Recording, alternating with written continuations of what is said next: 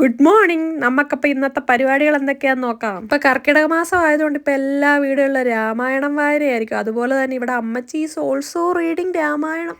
ഞാൻ എപ്പോഴേ അമ്പലത്തിൽ പോകാൻ റെഡിയായി ചിപ്പിയെ വെയിറ്റ് ചെയ്തിരുന്നായിരുന്നു. പിന്നെ കുറച്ച് താമസിച്ച് അവരെത്താനായിട്ട്. അങ്ങനെ നമ്മൾ കൊറക്കാവ് അമ്പലത്തിലെത്തി. കൊറക്കാവിൽ പോയി കഴിഞ്ഞാൽ പിന്നെ എന്ത് ചെയ്തില്ലെങ്കിലും വെറ്റ വറുത്തും, ഇല്ലെങ്കിൽ മനസ്സിനൊരു സമാധാനം കിട്ടത്തില്ല. കുറെ തവണയായിട്ട് നേർച്ച പറഞ്ഞതും അല്ലാത്തതും എല്ലാം കൂടി ഇപ്രാവശ്യം കാര്യമായിട്ട് വെറ്റയങ്ങ് മേടിച്ചു. ഇത് കണ്ടിട്ട് ഇപ്പൊ ചിലർക്കെങ്കിലും തോന്നാം ഇതിലൊക്കെ വല്ല കാര്യമുണ്ടോ, ഇതിലൊക്കെ വിശ്വസിക്കുന്നുണ്ടോ. പക്ഷെ ഞങ്ങളെ സംബന്ധിച്ചിടത്തോളം ഇത് വർഷങ്ങളായിട്ടുള്ള ഒരു വിശ്വാസമാണേ. ഓരോരുത്തർക്കും ഓരോരുത്തരുടേതായ പല വിശ്വാസങ്ങൾ കാണും. ഇവിടെ ഇത് മാത്രമല്ല കേട്ടോ, കോഴിയപ്പുറത്തും അടുക്കും പട്ട് സമർപ്പണം അങ്ങനെ പല നേർച്ചകളൊക്കെ ഉണ്ട്. വെറ്റവറത്തല് പ്രധാന വഴിപാടായിട്ട് വരുന്ന ക്ഷേത്രം എനിക്ക് തോന്നുന്നു കൊറക്കാവ് മാത്രമാണെന്ന് തോന്നുന്നു. വേറെ ഉണ്ടോന്ന് എനിക്ക് അറിയത്തില്ലേ. ഇനി ഉണ്ടെങ്കിലും ഞങ്ങൾക്ക് ഇതേ അറിയത്തുള്ളൂ. പിന്നെ ഞങ്ങളുടെ നാട്ടിലുള്ളവർക്ക് ഇത് പ്രത്യേകിച്ച് പറഞ്ഞു കൊടുക്കേണ്ട ആവശ്യമില്ല. പിന്നെ എല്ലാവർക്കും വേണ്ടി ഞാനിതങ്ങ് പറഞ്ഞതേ ഉള്ളൂ. പിന്നെ ഞങ്ങൾക്ക് ചന്ദനത്തിന്റെ കൂടെ ഗണപതി ഹോമത്തിന്റെ പങ്കും പ്രസാദമായിട്ട് കിട്ടിയായിരുന്നു. അപ്പൊ അത് അവിടെ നിന്ന് കഴിച്ചിട്ടങ്ങ് പോകാന്ന് വിചാരിച്ചു. അവിടെ ഒരു കിടാവും കുട്ടി കിടപ്പുണ്ടായിരുന്നു. കുറച്ചേരം അതിനെയൊക്കെ നോക്കിയിരുന്നു. പക്ഷെ അത് ഞങ്ങളെ മൈൻഡ് ചെയ്യുന്നേ ഇല്ല. അതിന് ഗണപതി ഹോമത്തിന്റെ പങ്ക് കൊടുക്കാഞ്ഞോണ്ടാണോന്നൊരു സംശയം. ഇത് കഴിഞ്ഞിട്ട് നേരെ തിരിച്ച് വീട്ടിൽ വന്ന് നന്നുവിനെ വീട്ടിൽ അമ്മച്ചി ഏൽപ്പിച്ചിട്ട് ഞങ്ങൾ പിന്നെ അവിടെ നേരെ പോയത് മൂന്നാംകുറ്റിയിലെ ക്ലിനിക്കിലാണ് പോയേക്കുന്നത്. ഇപ്രാവശ്യം പല്ല് നന്നാക്കേണ്ട എന്റെ അല്ല,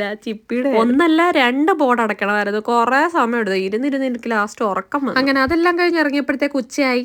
വിശപ്പ് വരുമല്ലോ, സ്വാഭാവികം. തിരിച്ച് വീട്ടിലോട്ട് പോകുന്ന വഴി കായംകുളത്തുള്ള നമ്മുടെ സ്വന്തം ഷാർജ കടയിൽ കയറി 2 ഷാർജ ആൻഡ് 1 ഇറച്ചിപ്പത്തിരി.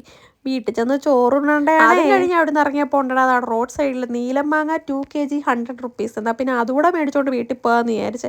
അപ്പോൾ ഇത്രയുള്ള ടാറ്റാ.